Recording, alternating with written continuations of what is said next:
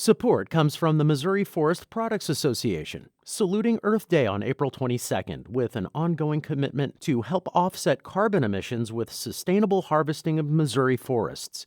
Details at choosewood.com. Welcome to St. Louis on the Air. I'm Sarah Fensky. St. Louis's Contemporary Art Museum kicks off its fall season this Friday. Among the new exhibits are two with particular local resonance. One is by Chicago artist Bethany Collins. It turns the Ferguson Report into art. The other is by artist Bethany Syjuco. It was inspired by her summer residency in St. Louis. Here she researched a bizarre feature of the 1904 World's Fair, living zoos that displayed indigenous people as if they were, well, zoo animals. Joining me in studio to talk about these news shows is Wassan Al-Khudhairi. She is the museum's chief curator. Wassan, welcome to the show. Thank you for having me. We're also joined by artist Bethany Syjuco, whose work is on display. Stephanie, welcome to the show. Happy to be here. Do you have a question or comment about these new art shows or about the meatless movement we'll discuss later in the hour? Give us a call at 314-382-8255. That's 382-TALK. Or you can send us a tweet at STL On Air or email us at talk@stlpublicradio.org. Stephanie, you were born in Manila and you're a professor at UC Berkeley, but you ended up spending some time in St. Louis working on a site-specific work for CAM. How did that come about? Well, last year, when I was approached by Wassan to have an exhibition at the Contemporary Museum, I decided that it would be really interesting to create a new component that actually responded specifically to something local.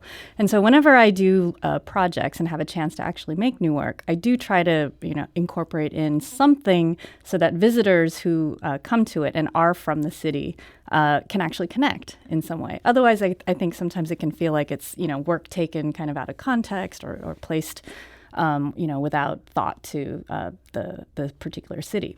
So, just with some very preliminary research, it was very what came to the forefront was the 1904 World's Fair, which, as you mentioned, featured what were known at the time as human zoos.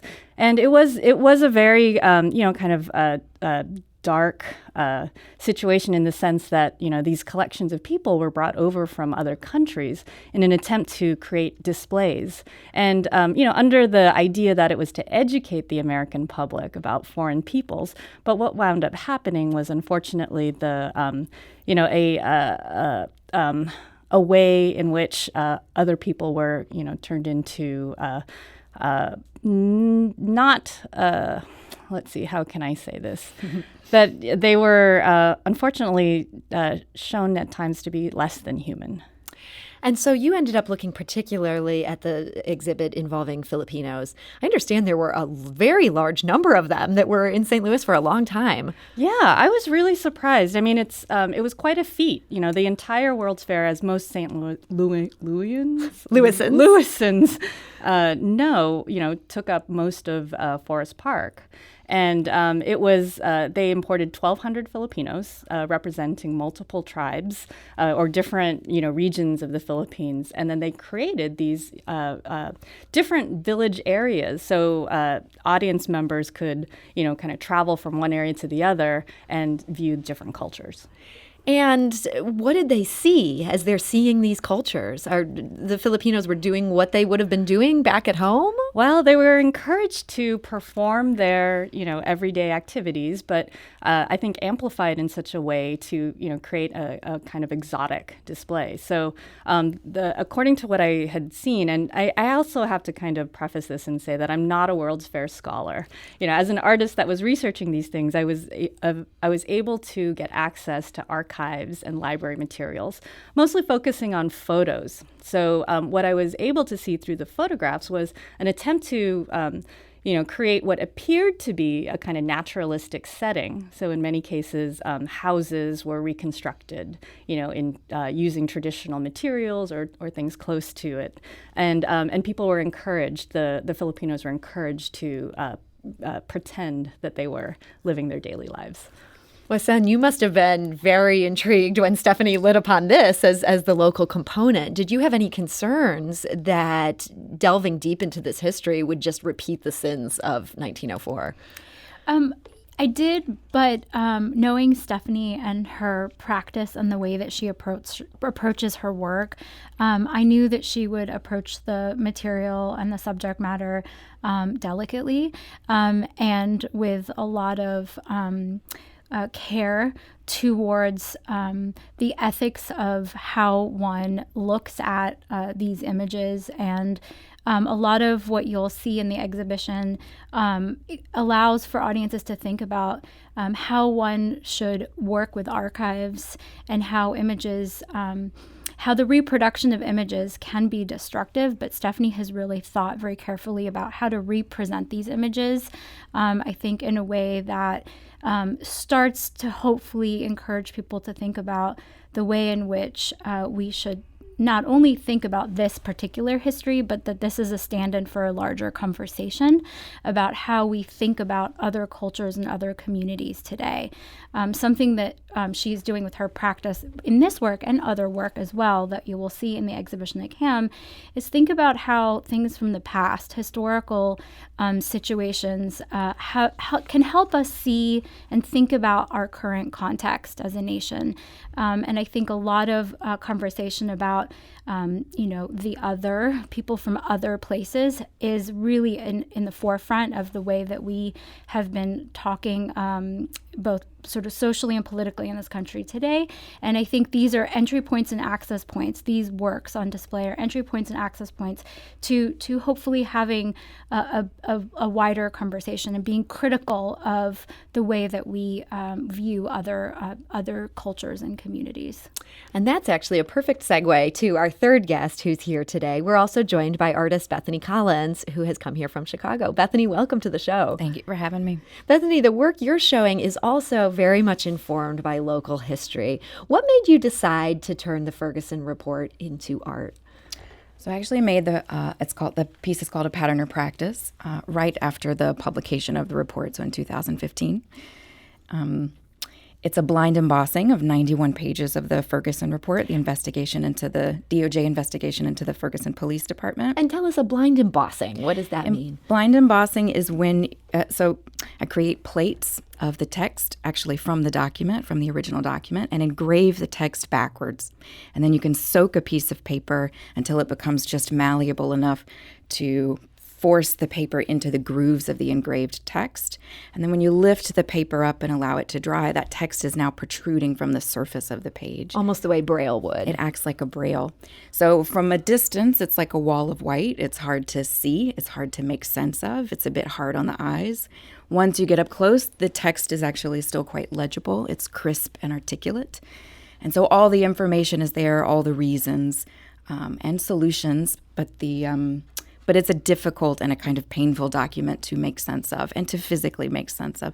There's a way in which, because it's shown unframed, that you want to touch it. There is a desire to touch in order to feel the Braille of it and to make sense of the document itself. And yet you're also forbidden from touching it. And so there's a part that you will never quite be able to grasp.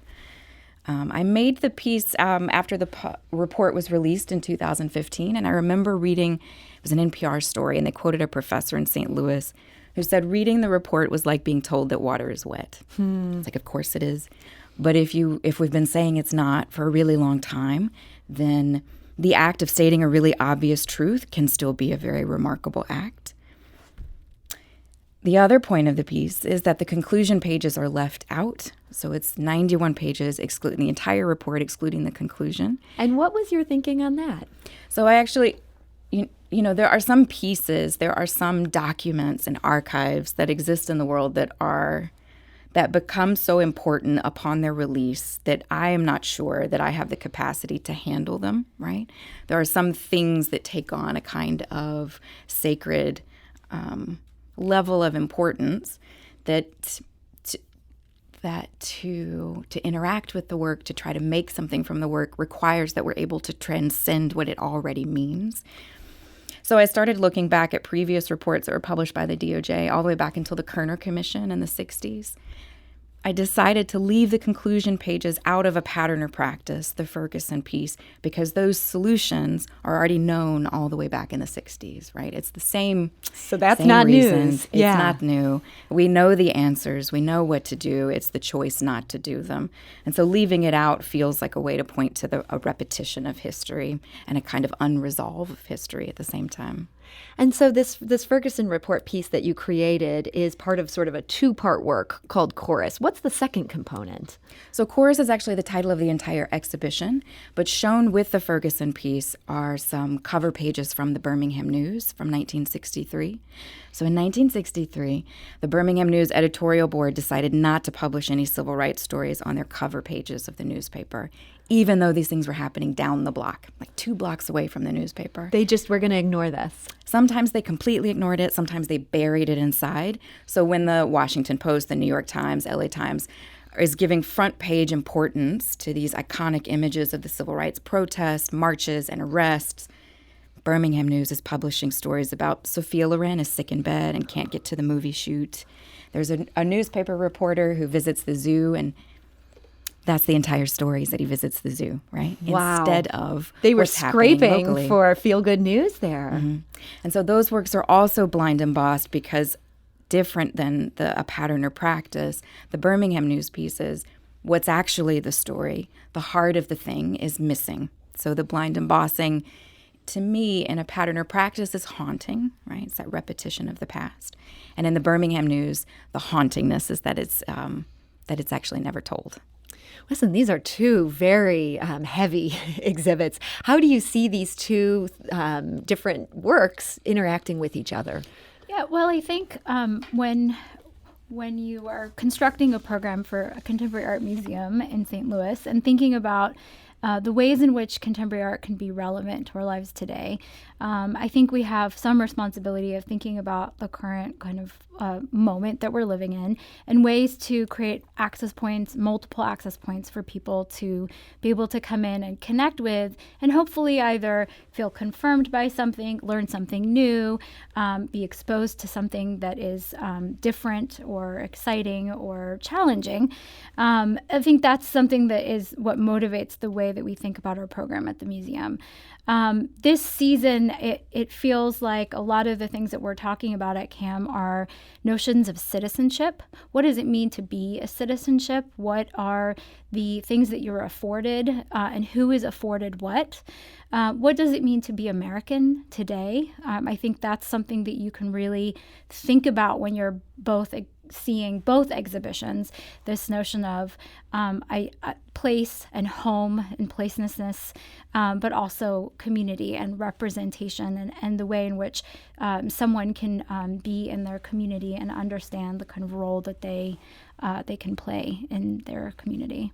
That's Wassan Al-Khudhairi, the chief curator at the Contemporary Art Museum, St. Louis. We're also talking to artists Stephanie Syjuco and Bethany Collins. We need to take a quick break, but we'll be back shortly to continue this conversation. This is St. Louis on the Air on St. Louis Public Radio, 90.7 KWMU.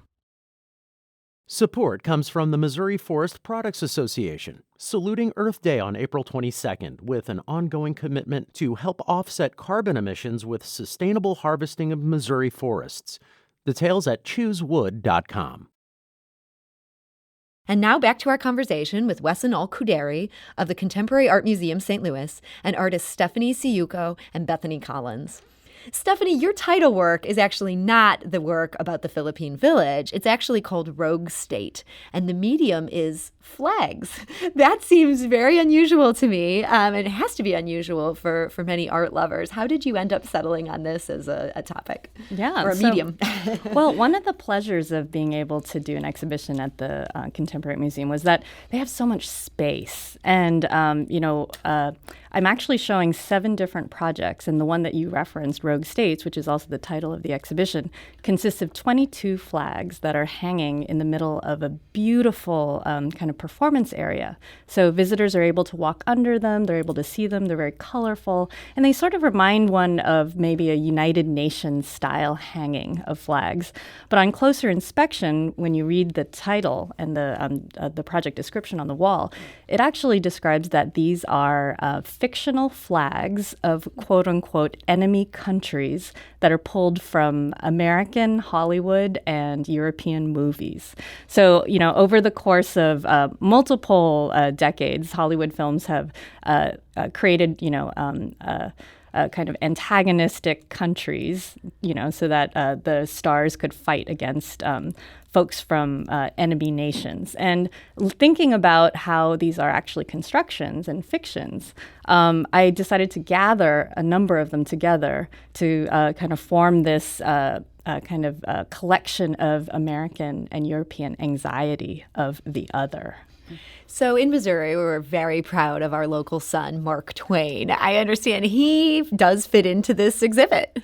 Yeah, so one of the other projects that is debuting at the CAM, and again is a direct result of the time that I spent here doing research over summer, there's a very large flag that is titled To the Person Sitting in Darkness, which is also the title of an essay written by Mark Twain in, I think, either 1901 or 1902. And this essay was a direct response to American imperialism in the Philippines. And what's unusual about that is he had described a alternate American flag based on the kind of atrocities actually that American soldiers were wreaking in the Philippines, and he suggested that the flag be changed so that the stars are replaced by the skull and crossbones, and that the white stripes are replaced by black. And at first glance, the flag obviously has American references to it, but and it also seems quite contemporary in a certain way. But I like the fact that this flag was actually designed over 100 years ago by, a local hero. And he is sort of painting ourselves here as the bad guy. Well, I think he's being thoughtfully critical in the sense that I think a good citizen of this country actually has the right to be. So, one of the responsibilities each of us has is to be able to outline and acknowledge when, there are problems in the country that need direct addressing. And I think America's expansion as a colonial power during the turn of the century is one of those time periods in which there was a lot of debate happening in politics about how should we, have these excursions, like who do we consider, inside our boundaries and who is outside.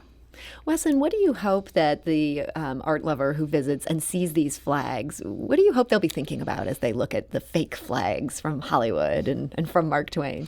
I think, like Stephanie said, that originally, when you first see them, they're colorful and they really light up that space and use the kind of negative space in the kind of ceiling of our performance gallery to kind of, I think you're sort of excited and you're like, oh, what is this? These are flags. How is this art?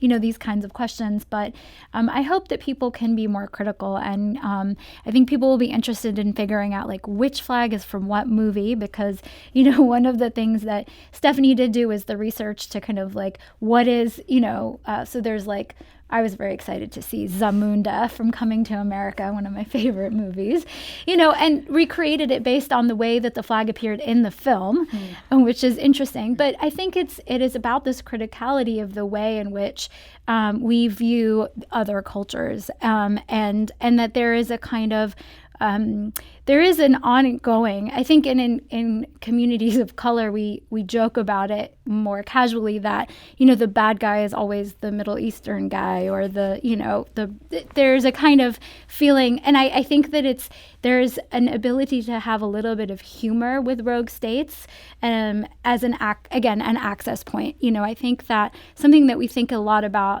as people who work in a public institution is how do we present opportunities that will engage a variety of audiences. And for some people, it is about the focus, like, a photograph that's framed on the wall. For other people, it's through humor, and for other people, it's through a kind of a narrative or a particular story that connects. So the idea is, how many different ways can we try to access people, to bring them in to kind of have this conversation about your responsibility as a citizen today.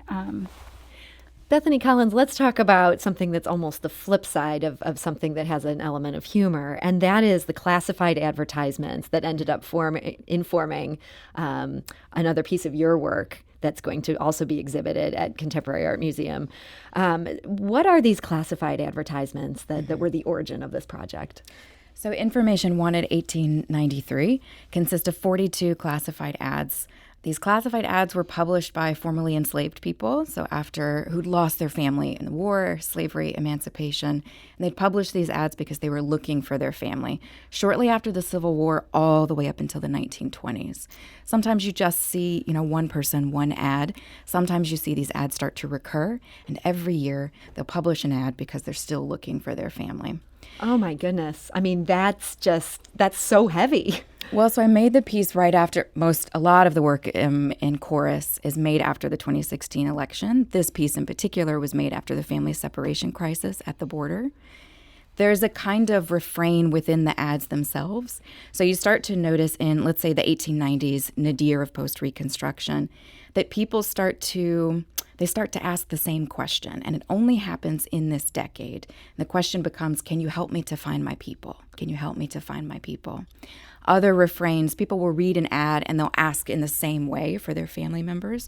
So other refrains become, will the ministers of the South please read this from your pulpits?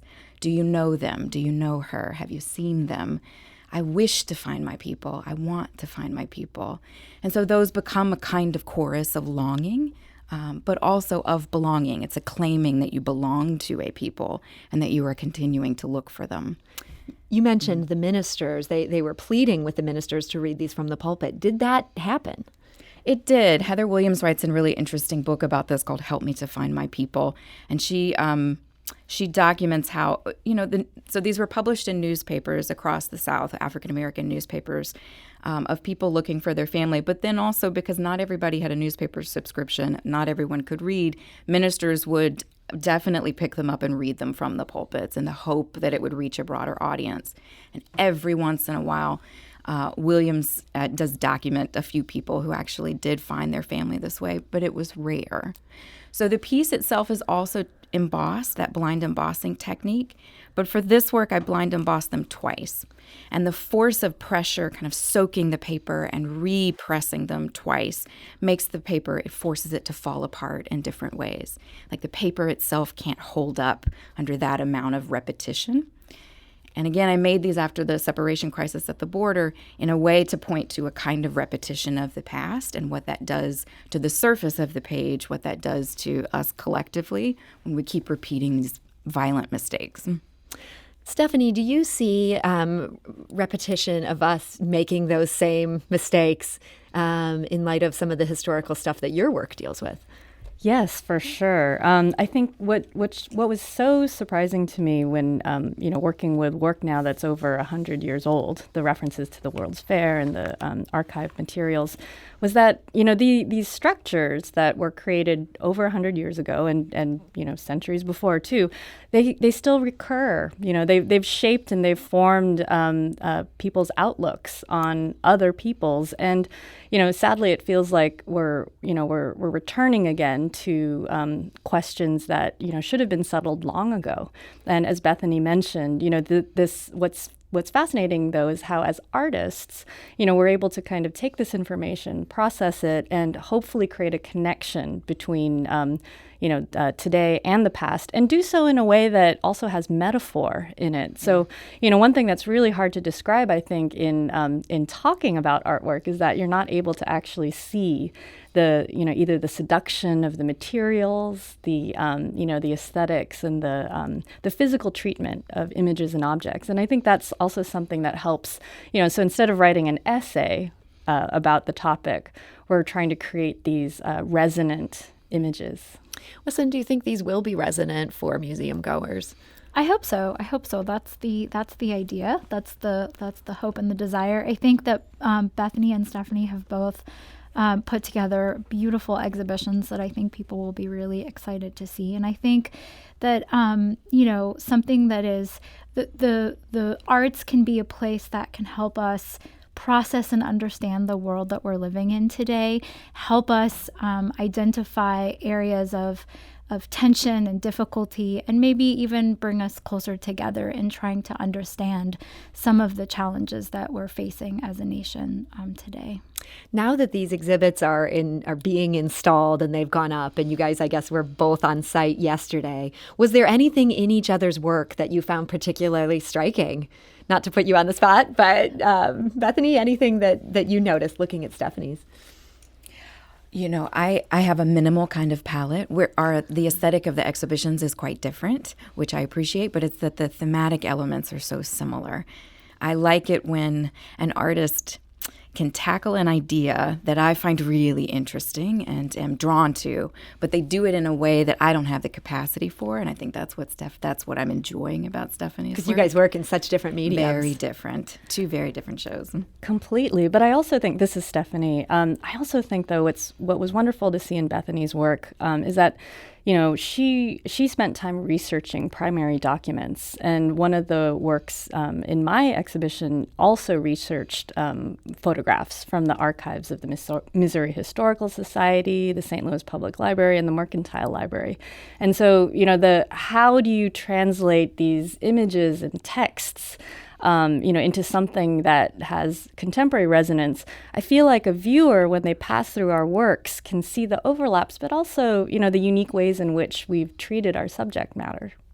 Wassan, I know we've only talked about a small percentage of what's going to be at CAM this fall. Is there anything else that you'd want to just highlight so our listeners don't miss it when they go to visit? Sure. The third exhibition that we have up this season is part of our Street Views series, which is the outdoor video projection that you can see just by driving or walking by the outside of CAM once it goes a little bit darker outside.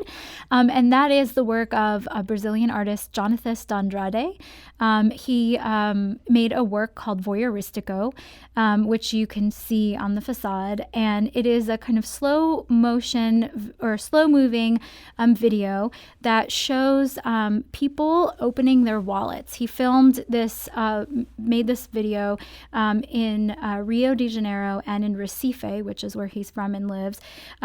He just went to the streets and asked people to open up their wallets, and he sort of filmed it over their shoulder, and what you see is sort of people opening their wallets, and you start to see people's identity cards, people's money, like what are the kind of personal things that also give you an indication to somebody's sort of social class and identification about someone's identity. And it's a piece that he talks about also being a piece that thinks about the current moment in Brazil today, the issues with class and corruption and the government.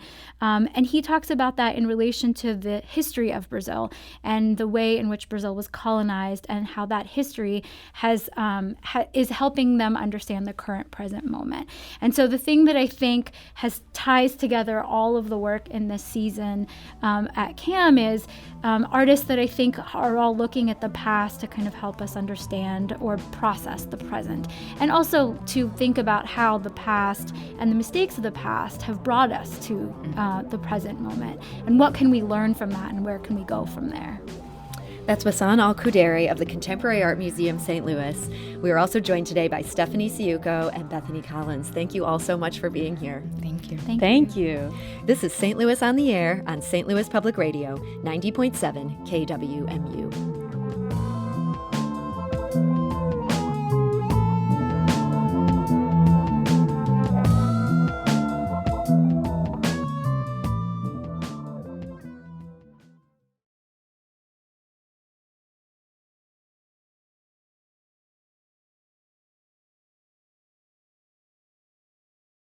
Support comes from the Missouri Forest Products Association, saluting Earth Day on April 22nd with an ongoing commitment to help offset carbon emissions with sustainable harvesting of Missouri forests. Details at choosewood.com.